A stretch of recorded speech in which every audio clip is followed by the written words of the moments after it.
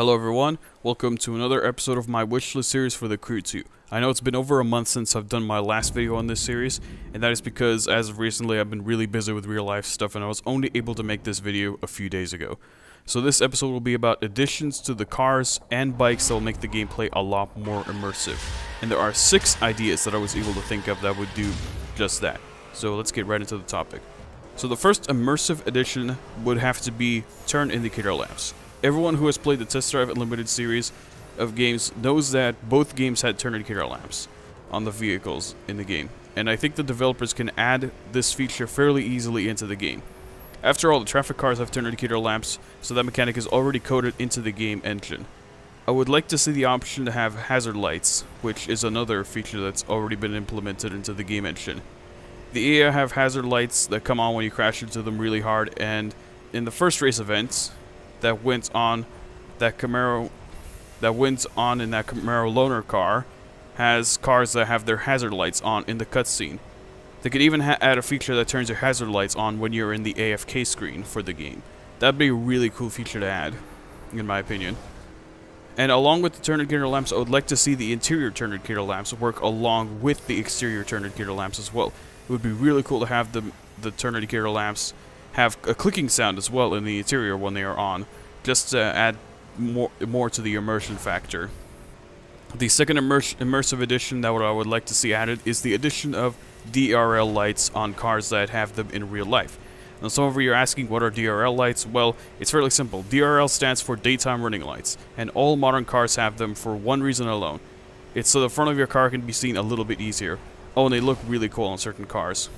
Adding DRLs into the game isn't as hard as you might think, since they already have the interior gauges programmed to glow all the time, so they can link the DRL lights to the interior gauge glow programming function. Now you're probably wondering, why does it matter if they had this? Well, Forza has DRL lights on their Horizon series of games since the start, and well, it looks really cool in Horizon games, and I'm pretty sure, and like I said, it would look really cool in the Crew 2 as well. Not necessary, but it would just look absolutely amazing. The third immersive addition that would be awesome to see is having your headlights come on in tunnels automatically. I noticed that sometimes the tunnels are really dark and it could be really hard to see in them.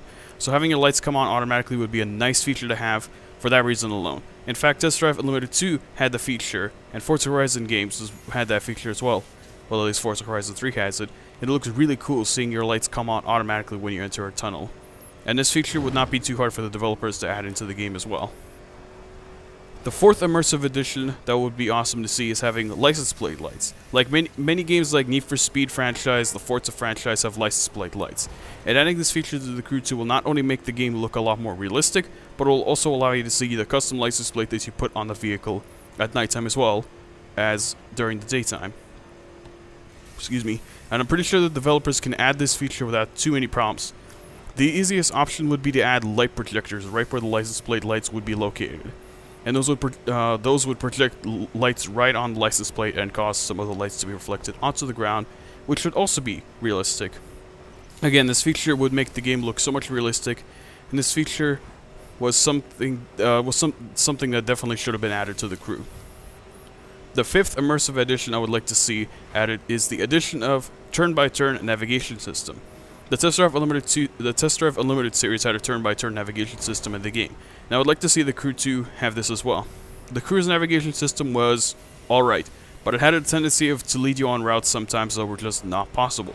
I remember that the GPS line would tell you to jump off of a bridge to be able to get back on a road that's below it, even though that was not physically possible. I would prefer if the developers would completely rework the GPS line as well and place it on the road surface and not in the air. Need for Speed Rivals had a GPS line just like that, and it worked perfectly with no hiccups like the Crew's GPS line. Overall, the best option would be just giving the players the option to go with turn-by-turn directions or with the old GPS system from the Crew, which would be a lot more refined than the Crew's.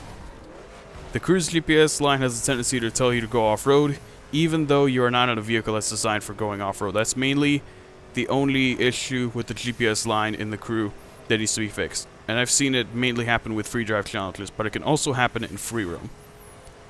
And the sixth and final immersive addition I would like to see is something that would be brought back, and that is seeing your lights toggle between low and a high beam function or high and low beam modes when you honk your horn.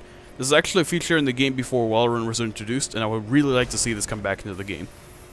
And that was a feature back then because you could because when you honk your horn in the game, your lights would also flash.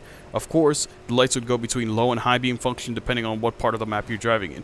So if your lights are in low beam mode, your high beams will flash when you honk the horn, and return to low beam after you stop honking the horn. And when your lights are in high beam mode, your lights will go into low beam mode when you honk the horn and return back to high beam mode after you stop honking the horn. These features should not be too hard for them to bring back since the devs have done it before and they have their old game to reference on how they did that coding. And that's pretty much it, all the additions I could think of that would make this game so much more immersive. If you have any more immersive ideas that I did not cover, you can post them in the comments down below. I'm not sure what I will be doing for the next video of the series, but I will think of something for later. Anyway, I hope you guys enjoyed this video, and I hope to see you guys in the next one. Goodbye.